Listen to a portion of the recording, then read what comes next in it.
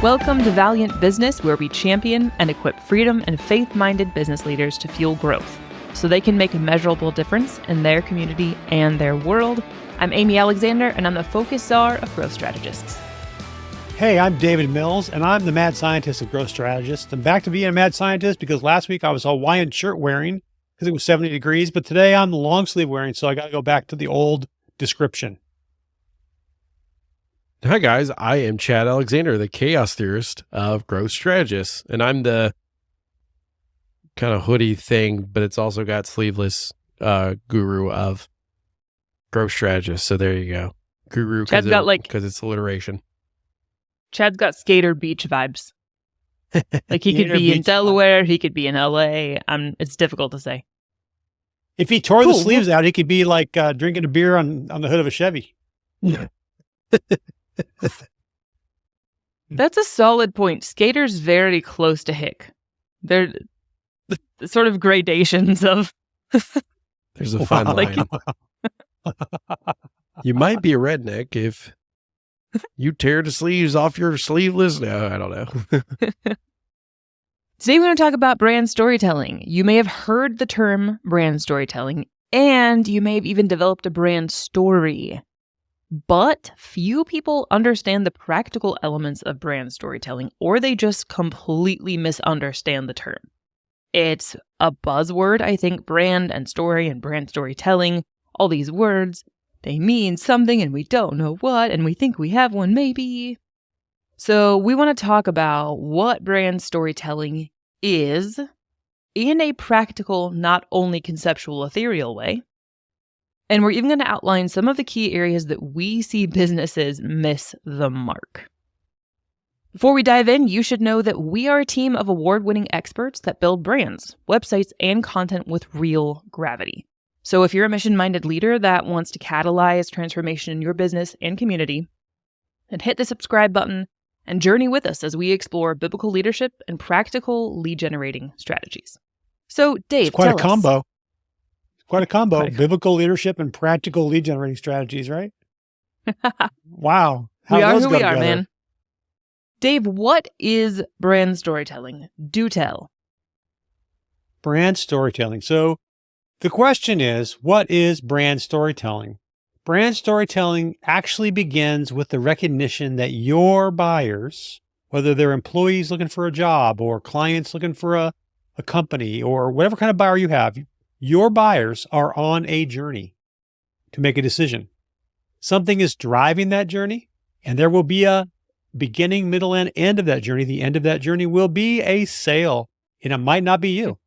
So it's important to understand that your buyers are on a journey, and so brand storytelling is your ability to walk those customers through that journey as they figure out what their problem actually is, aligning with them on their challenges and their pain points and their frustrations and their aspirations, their goals, and then helping them to get educated about what smart people would do if they were trying to solve those same problems, and then why your solution is different and the ideal way to fix their problem. That's what brand storytelling is. I hear a lot of businesses, when we talk about brand story or brand storytelling, talk about their origin story, how they got started. Sometimes I see customer reviews, and sometimes I see fictional stories about a customer's supposed experience. And these are all labeled as brand stories or brand storytelling, like a commercial, like it's a story, and so therefore it's a brand story. And while the origin story and even customer transformations are part of telling that overall arc and taking someone through the journey, they in and of themselves are not a brand story. Here's how I wrote it. Brand storytelling is walking your customer through their journey as they explore their problem, aligning with them on those challenges, helping them become educated about potential solutions, and then helping them understand what makes your solution different and ideal for solving their problem. That's a lot. That sounds major. It does. The problem with a business origin story is that it does not really help you align with the customer at their level of pain. It tells them why you got in this business and how you had to walk a mile in the snow or whatever it is you did, how you purchased things and licensed things and got trained, but it doesn't really align you with them. It aligns you with yourself and with other business owners. Maybe you've had a similar story. So it's actually the wrong story. The motivations and the journey you went through to get where you are today is valuable for the story, but it's not just like dusting off the archives of how you got to where you are today. That's like one of those, when someone's given a speech and somebody reads their entire vitae, and it's like 6 paragraphs long. It's like a DC thing. You read all their accolades. Like, okay, like no one cares at all, right? It's not that. It's just not that. It's like the beginning of a Jordan Peterson podcast. Exactly. Well, Peterson tells you why someone's actually credible, which is valuable. But in this case, that's not going to work. Your customers also don't want to spend that much time. They don't want to read the Wikipedia of you. They want something that deals with their needs and their challenges. So I do think that customer reviews are almost becoming like they're everywhere. No one knows if they're real. I guess people look at the stars, but it's getting hard to tell, if customer reviews actually mean that much because everyone's got them and people are paying for them. So it's kind of watering down the value of those things. I think it's interesting how quickly we as business owners and marketers forget how we buy. Like the minute we sit down to our desk to start thinking about marketing or how to grow our business, we're like, we forget what it is to be human. We're like, what do humans do? I don't know. Maybe they'll click on this advertisement. I don't know. I feel like I'm having to have conversations with clients a lot that are like, well, what do you do when you go buy something?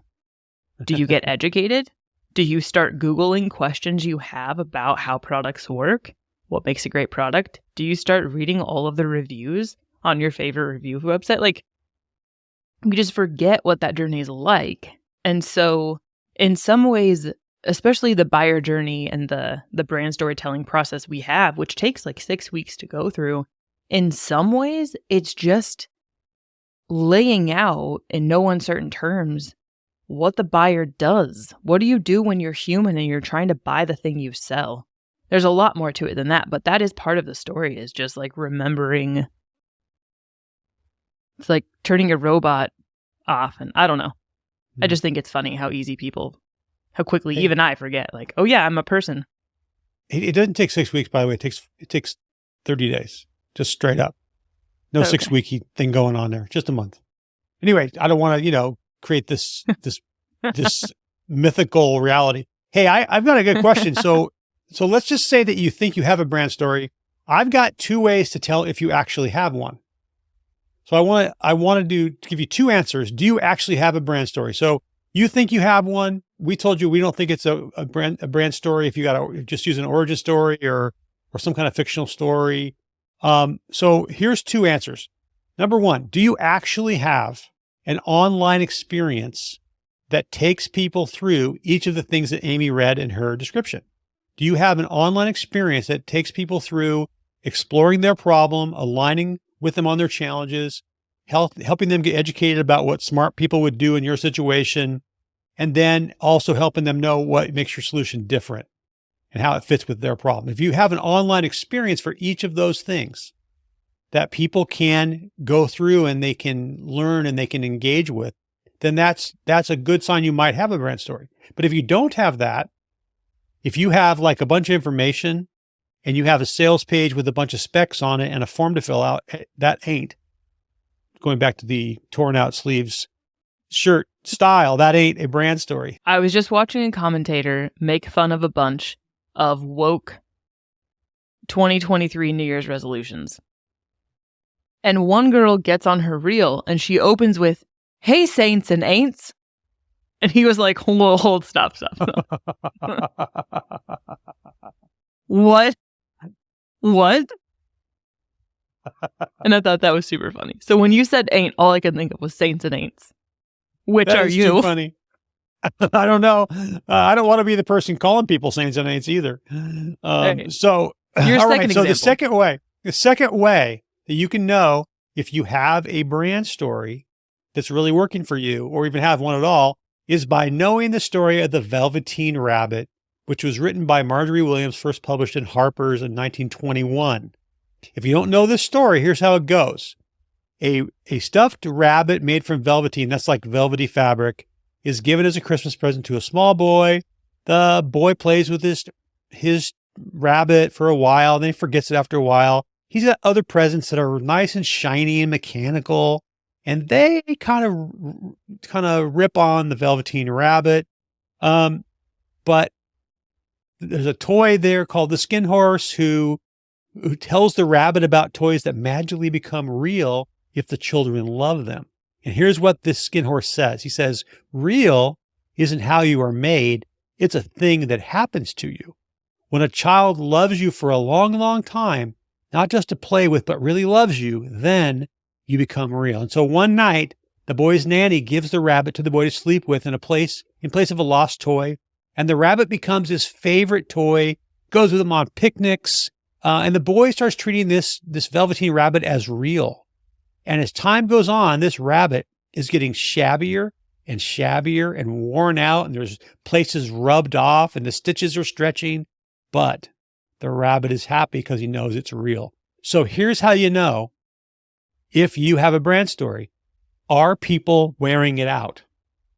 Are they actually using your online experience? Are they looking at it? Are they talking about it? Are they sharing it? Are they engaging with it? Do you have evidence of that's happening? Can you find somebody talking about your story somewhere else besides your website? So if your brand story is not getting worn out by people and engaged and used, then you don't have one.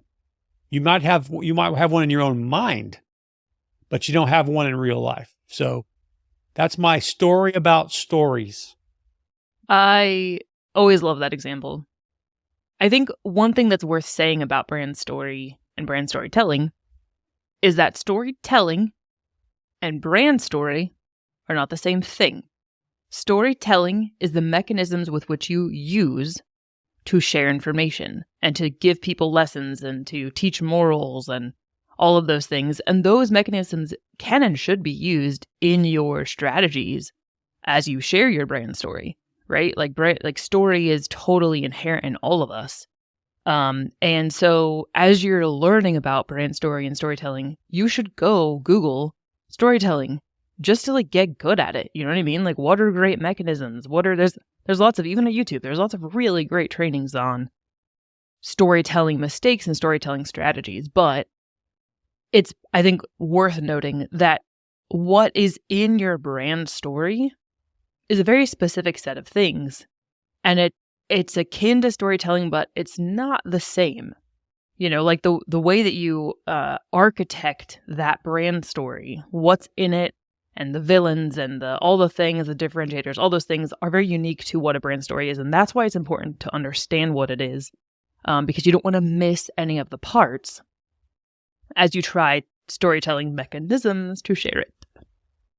So you're saying that instead of just trying to tell a story, our brand has to become a story.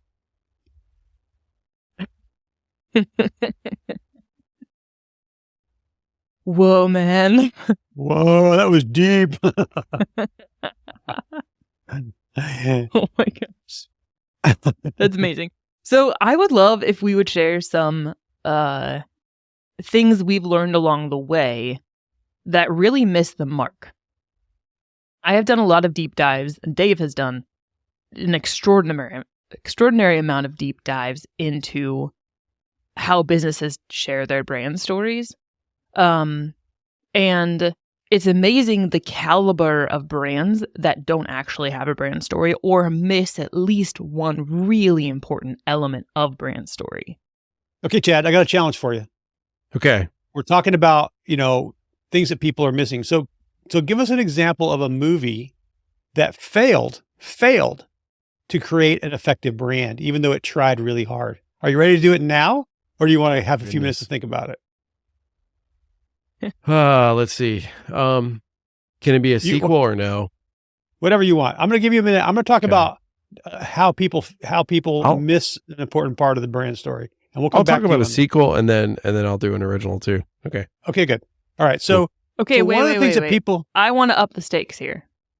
oh no, boy.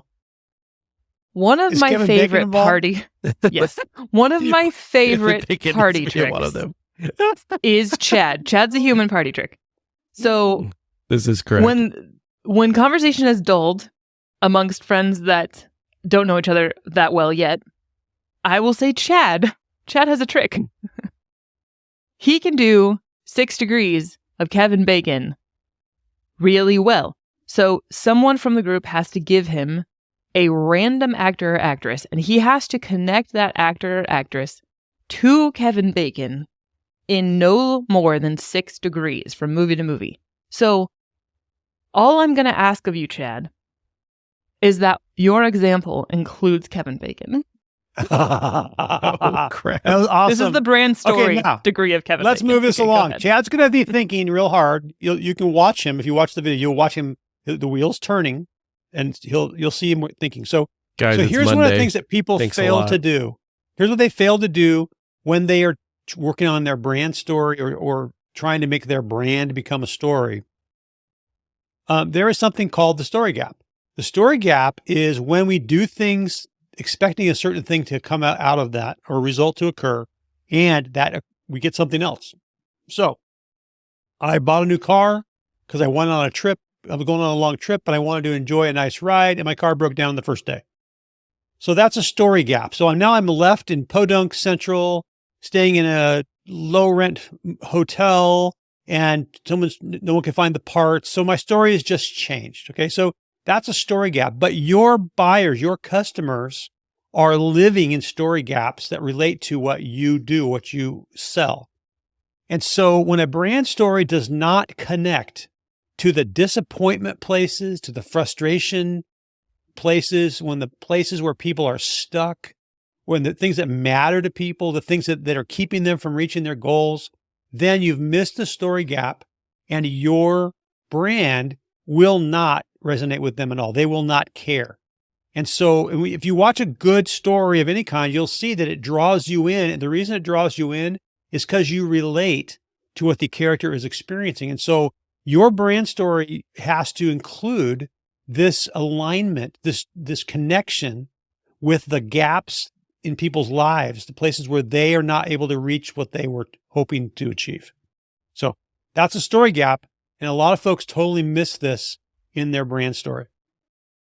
Makes their brands really unemotional and unappealing.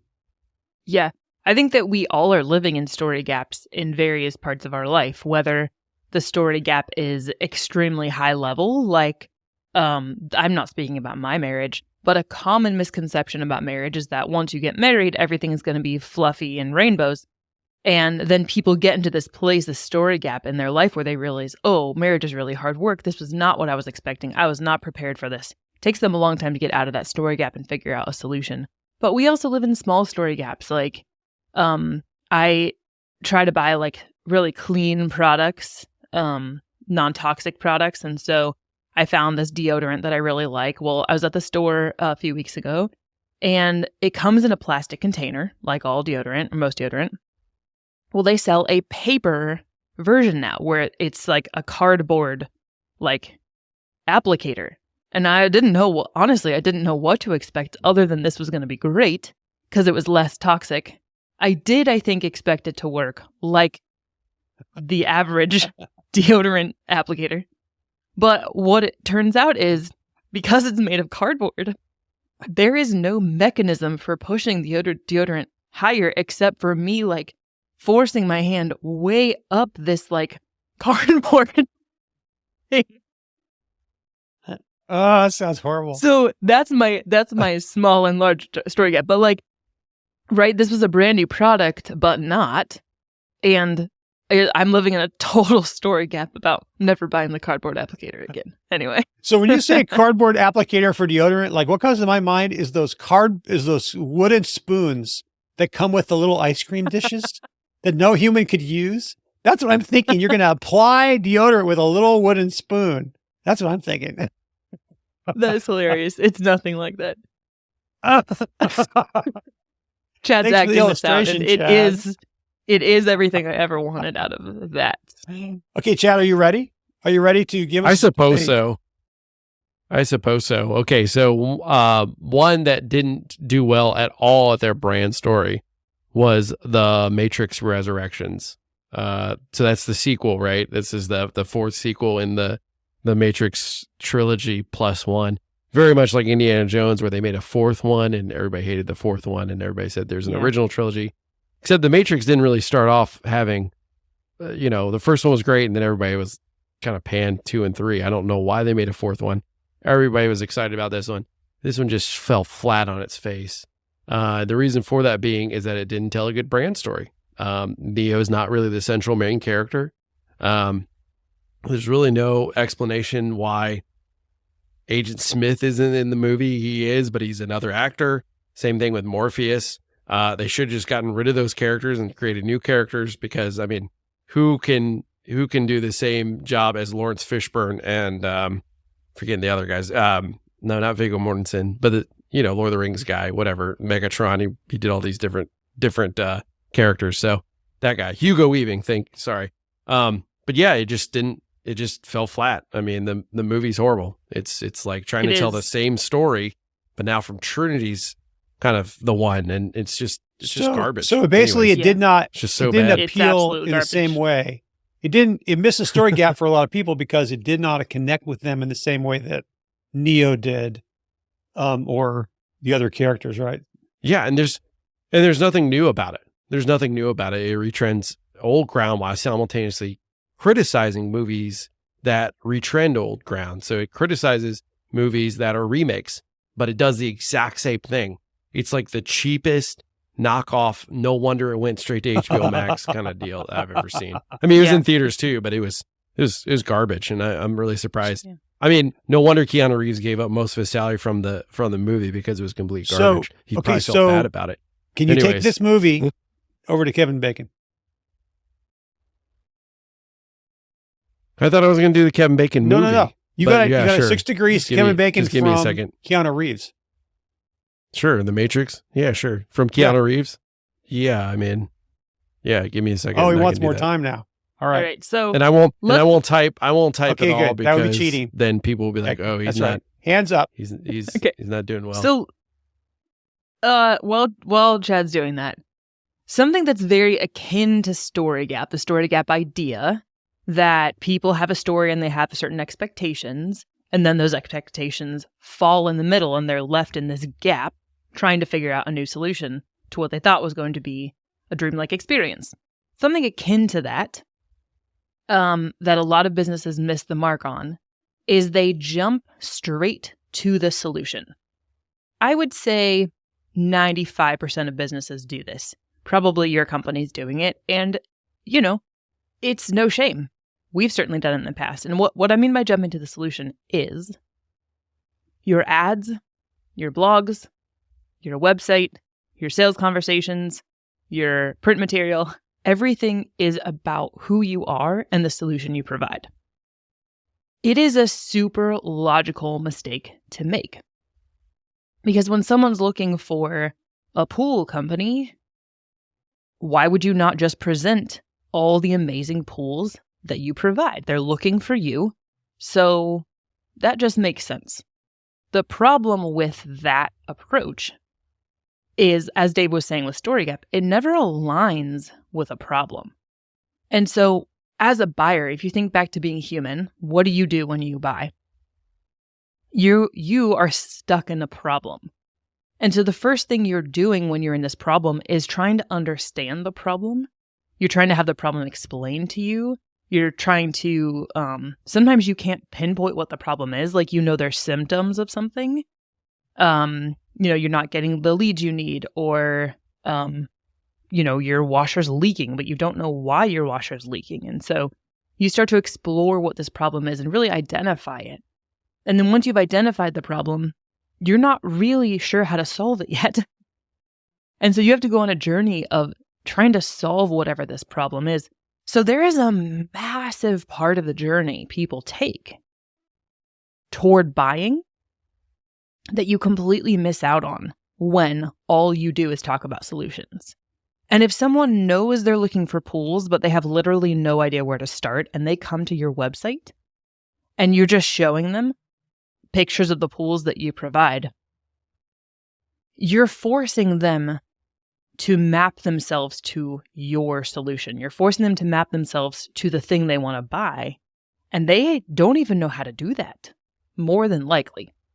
So it's a super easy mistake to make. And I think most businesses make this mistake. It's one of the kind of first things we have to remind people as we're building websites. Like, hey, we're not going to talk about you as much as you probably ever have had on a website. This website's going to be a lot about that problem journey that people are taking. Do you guys see this a lot too with other businesses? Yeah, I do. And I think, the exception to this would be people that are a commodity. Like, I want to buy milk. I already know what milk is. I know what milk is used for. It's in the recipe. If you want to be a commodity, then act like a commodity. But if you want to be a solution that has value, that's exceptional, has greater value to your customers, then you have to align with them on the problems. And a pool is a good example. I got another example of that. I have a 2-zone air conditioning and heat in my house. And so I was out in the yard one day doing some yard work, and I noticed this white foamy stuff all over the line between my heat pump and the wall. It was like, the spit bugs that create little foam on the plants. That's what it looked like all over this line. And I had no idea what was going on. I thought probably it was like a leak. But I'm smart enough to know if you call an air conditioning repairman, that's expensive. And the things they might do might be even more expensive. So I would like to find out what this problem is before I call the repairman, right? So what did I do? I started looking up people that had similar things. And I found examples on YouTube of homeowners who had similar things. And I discovered that what was actually happening was my line was freezing up. And so I knew that I was going to have to call a repairman, and I did. And so I think this is the way people go about solving complicated or important things is they want to nail down, like, what is my problem actually? It also happens a lot when people are stuck in a story gap. They are surprised or shocked or disappointed about where they find themselves. Think about people looking for jobs. They don't understand why they've been passed over or why they got laid off or why they didn't get the 16th job they applied for. They're like stuck. And so they're searching for answers about how to fix it, right? They don't want just another job application. They want someone to help them out of the gap. This is particularly true for services. We often jump to kind of more commodity or blue collar services because they're easy examples everyone can relate to. But when you sell a complex B2B service or software, software or something that is complicated and is filling a particular niche problem, I mean, it could take months for someone to figure out that they should even be looking for your type of service or software, right? So the earlier in the journey that we can sort of align with people and be their guide, the better. And I think it makes a lot of sense. Okay, Kevin Bacon time. Keanu Reeves to Kevin Bacon. All right. I finally cracked the code, and just as the timer buzzer went off. Okay. Keanu Reeves is in a little movie called Johnny Mnemonic with Dolph Lundgren. Dolph Lundgren played a crazy priest, but that's beside the point. Dolph Lundgren was in Expendables 3 with Wesley Snipes. Wesley Snipes was in a movie called Blade 3, Trinity, with Ryan Reynolds. Ryan Reynolds was in a movie called R.I.P.D. with Kevin Bacon. How many degrees was that? Was that 5 or? It's 5. Ooh, he beat the 6. It's pretty good. What's so funny is that there's only like a handful of movies that Kevin Bacon's ever been in. He's in a lot more now, but yeah. Yeah, it has grown over the years, but it's just that the movies he's in are with other people that have been in so many movies. Yeah. He just always gets somehow he gets. So is it totally tongue in cheek that he is in the movie that he's in Guardians? Is this kind of like a play off of that? Who knows? I guess so. In the Guardians holiday Yes. special. Yeah, I think A little so. bit of And sarcasm. no, because the first movie Chris Pratt's character, I can't remember, but Star-Lord's favorite movie is Footloose, or he talks about it a lot Right. or whatever. You're right. That's Okay. why. You're right. That's why. Yeah, it's the whole basis of like his I almost used Footloose, but what makes a good person. So what are some more hero ways? that What helps are some more everyone, ways man. that people, and by the way, Chad, that was very impressive. 5 degrees to Kevin Bacon. thank you. So And I used esoteric movies too. that Thank was, you they very were not like your run of the mill. much. Usually I usually always use Friday the 13th, Apollo 13, or like Black Mass, because Black Mass has got tons of people in it. Pretty clever. Anyways. Now we know the secret. You just let the secret out of the bag. That's why I went with RIPD. So what's another way that people are missing the boat when it comes to their brand story, Amy? I would say this sort of all goes along the same journey. If you're missing the story gap, then you're probably talking about your solution too early. If you're talking about your solution too early, then another thing you're going to do when you're missing the mark on brand story is you are going to pitch the sell way too early. If talking to someone about buying your services or buying the service or software itself is the main action that you can take on an ad or on your website, you're pitching your sell too early. Unless you're a commodity, right? Now, unless you're a commodity. So, and not to mention, you're really putting yourself, all of these things put you in a price competition bucket, which is like the worst case scenario if you're a high-end service or software. It's important, of course, that you give people the opportunity to buy something from you. Like, there's always going to be a place on your website where someone can go ahead and buy. We would never want to skip out on those kinds of people.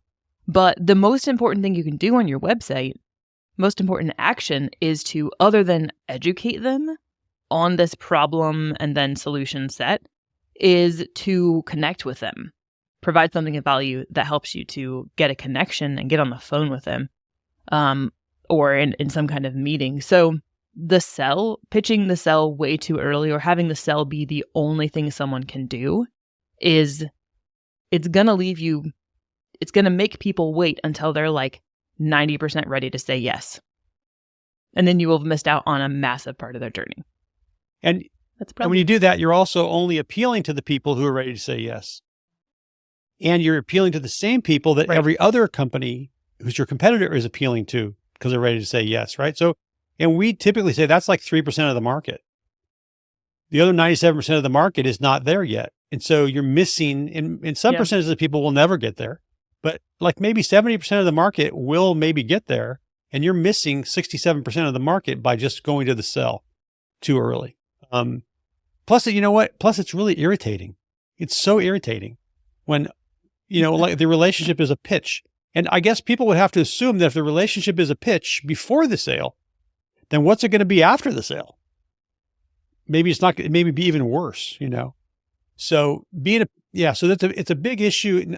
It's a big issue in sales too, but it's also the same exact experience in a digital or a brand story is really about bringing the selling part of it too early. And also it really makes you out to be realistically like totally self-absorbed, right? Because it's all about you. It's all about you all the time. 100% of the time. It's never about the customer. How do you know if the customer even needs what you have? You don't. Yeah. Like any warm body, we pitch them.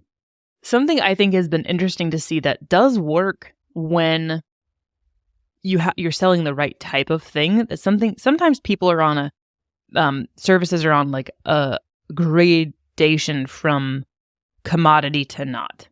So if you have any part of your software or service that's like a little bit more commodity, a little bit, you can sometimes do a demo or a quick quote as a connection offer. So it still should require some kind of connection. Like you should still have to get on the phone or get into a demo, environment like on Zoom or whatever. But that's much closer to the sell than sometimes we might recommend. But sometimes that can work. But even that is not a sell. That's just an excuse to show off what's cool about your stuff while also asking people about their problem so you can figure out if you're the right solution for them, you know? It's just that typical sales conversation done over some kind of demo or in talking about different quick quote options. So still not a this also falls into another kind of brand storytelling fail, and that is that a lot of times when we spend a lot of time looking at websites, and so when you look at multiple competitors' websites, it's a process that we do every time we do a buyer journey. We discover that they're all pretty much saying the same thing, and everyone sounds exactly alike. So it's a huge brand story fail to sound exactly like your competition. If you do, you'll discover that people will not be able to tell the difference when they're searching online, when they're thinking about what to buy. It all becomes a giant blur. And they cannot distinguish from one to the other, and they'll forget you. You know, the average searcher online is going to look at like 10 pages. And if your page isn't different, then why would they remember you? Because your colors are orange instead of blue? I don't think so. One of the easiest ways to sound like your competitors is to use the same qualifiers or the same credibility modifiers, which would be best, better, most experienced, highest customer service rating. These are all things that are sort of white noise in pretty much any industry. And we've talked about this on other podcasts, but it's always worth pointing out that if you are saying you're better than your competition, or you're talking about your experience or your customer service, you're not saying anything about yourself. You're certainly not saying anything anyone will remember. And so that's definitely, I think, an automatic fail in the brand story world. We've been in business since the Velveteen Rabbit, stuff like that. That would be bad. It also results in people not recognizing that there's anything different about you because they see everyone uses the same three things that we feature X, Y, and Z. Well, everyone else has an X, Y, and Z too. And so the problem with that is you just never stand out. And so it makes everything you do more expensive. It makes your ads more expensive. It makes your word of mouth work less efficiently because you look exactly like everyone else. So the only time that actually works is if you're a neighborhood-based tire store, and the primary reason people come to you is because you're the closest tire store. And that's the reason that they're showing up, right? But so we all want to copy the neighbor's website. The problem is we look just like our neighbor. We might as well join up because we're not really any different than they are. Yeah, that's also a super great way to get into the price competition bucket. I'm going to have a price competition bell. And every time something will put you in, make you compete on price with your competitors, I'm just going to ring it. I feel like I say it all the time. You could have like a buzzer or something, or a bell, an alarm. We can have alarm systems for that. It's like, warning, you are entering the price competition zone. I also see that a lot of times people who are trying to do a brand story they just fail on the authenticity scale. Like they don't sound real. They're not, you said earlier, human. They're just not authentic at all. And there's no way they can connect to human beings if they aren't authentic, right? Something else that is along those lines is like using emotion words or getting kind of emotional in your content, not in an annoying way, but part of authenticity and transparency is bringing back the humanity of it and just sort of acknowledging the emotional things that are happening for people. And so when we write, especially websites, or we write content, or we write, social posts or advertising, all those things, we're going to use emotional language. One, it just works better, but it's really not about the manipulation. It's really just about the human connection and aligning on people are managing in their heads. Well, and it falls back into this idea of, an effective story experience is always going to connect emotionally. And, if you are talking about helping people do something or change something or achieve something, like you ought to have like a little passion about that. You ought to be actually excited about doing it. Do you care about what you do? Or are you just a company where you've done it so many times you don't care anymore? Have you ever done business in a place like that? Like you go in and you're client number 7,842 and they really don't care. Well, that is not very appealing. And instead, we should really be expressing and sharing what we're passionate about positively, how we can help people, and also what ticks us off. Like what ticks us off in the market. We're here to save people from that kind of whatever that garbage is that you see in the market. And if you're in business, you know what's going on around you. You know, there's a lot of baloney, to use a nice word, that's going on around you in the market. There's a lot of manipulation. There's a lot of deceit, a lot of deception, and that ought to tick you off. If it doesn't tick you off, something's wrong with you. And that needs to come through to people. They didn't understand that, that all widgets are not created equal. And that you actually care about what the widget will do, So I think this whole thing about authenticity, transparency is really a big deal when it comes to the way we present our brands. And if we are actually real, relatable people or not. I was listening to a comedian who was talking about how they noticed that every time like a service repair person comes to your house, they're always like super ticked off about the previous person. They're like, I don't know what this guy was doing to your dryer, but he should have been using an A300 instead of this garbage F17. This just makes me mad, And he's like, well, what did he do right? Sir, what did he not do right? I mean, what did he not do there's wrong? No craftsmanship here, sir. It's a funny video. It is. So like, we're not suggesting that. Like, don't just be so outraged by the market that you're like, everyone and their mother's trying to get your money, but not me. That's not totally what we mean, but for sure, every good brand story has a villain. And that's something we could talk about sometime. It takes a lot of nuance to sort out what your villain is. But that's another qualifier, Dave. Like if you don't, if you have a brand, you have a brand story if you have a clear villain.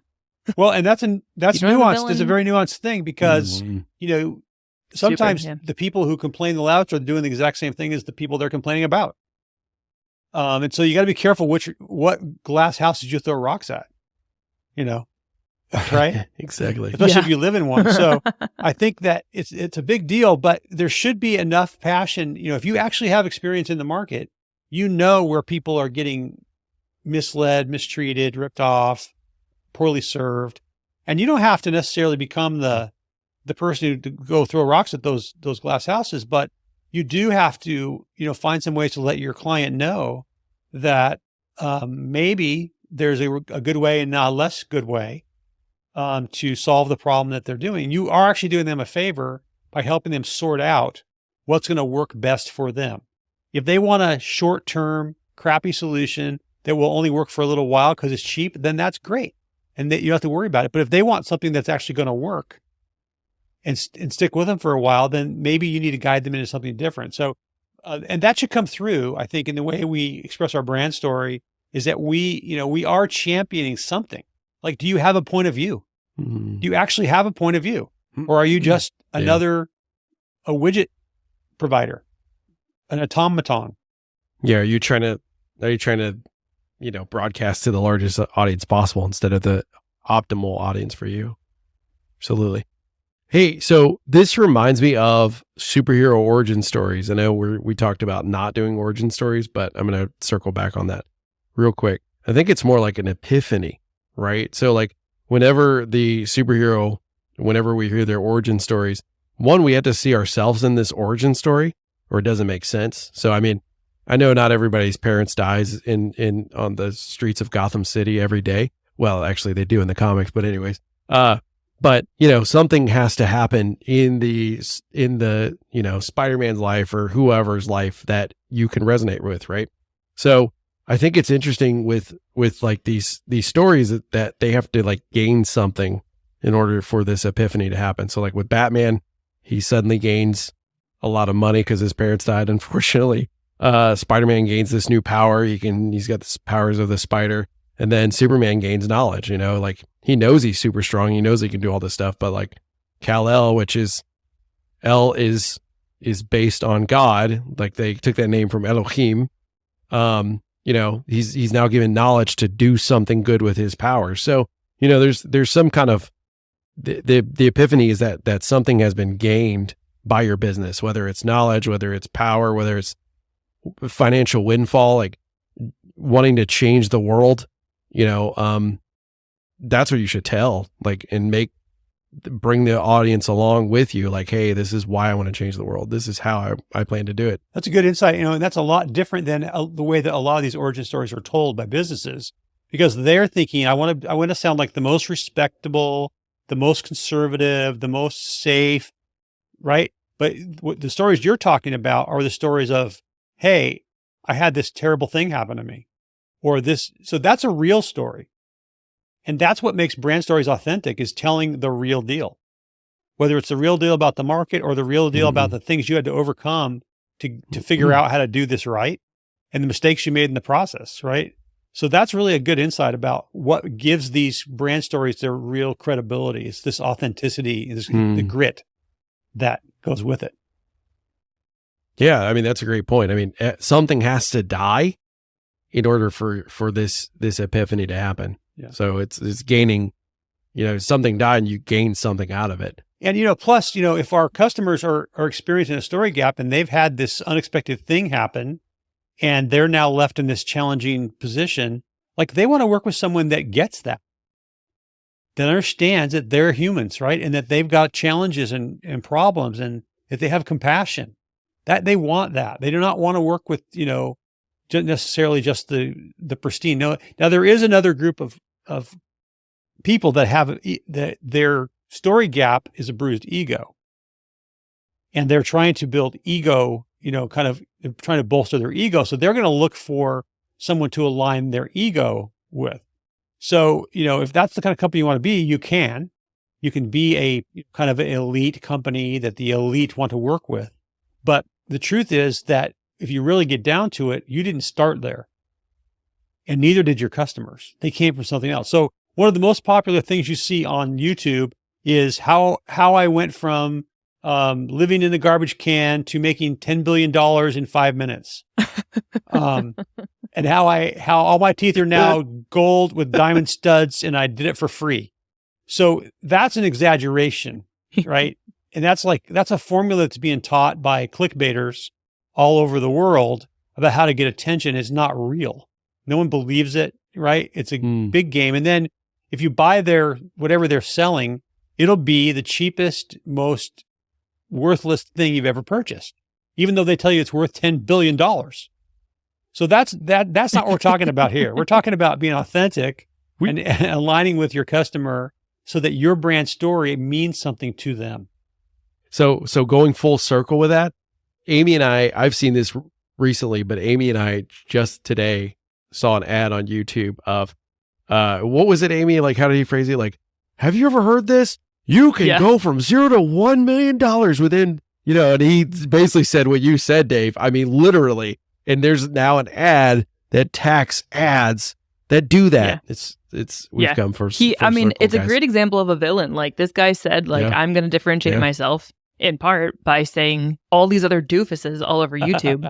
Yeah, that's ridiculous. That's not what this is at all. And yet he's probably doing the exact same thing. Well, and what happens is, ergo the problem. What happens is this becomes the mythology in the market that do-it-yourself software and get rich quick is actually something that's easy to do. And so we spend a fair amount of time convincing people it's actually hard to grow. It actually is a lot of hard work. It's going to take a lot of diligence and discipline and focus and experiments and mistakes and corrections. That's the real deal. And so I think, this stuff is actually damaging to people. It ticks me off. That's in the market. I'm passionate about this. And it goes against what we've been taught, since birth. We've been taught, get educated, get a job, and go work in the workforce, right? This is completely contradicts what businesses and entrepreneurs know to be true.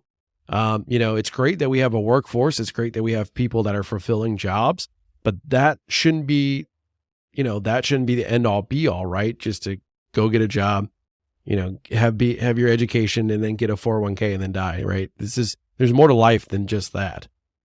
Hopefully you guys have seen that brand story and brand storytelling is all about building trust, aligning, and really helping people through that journey, and then coming out on the other end understanding if your solution is the right solution.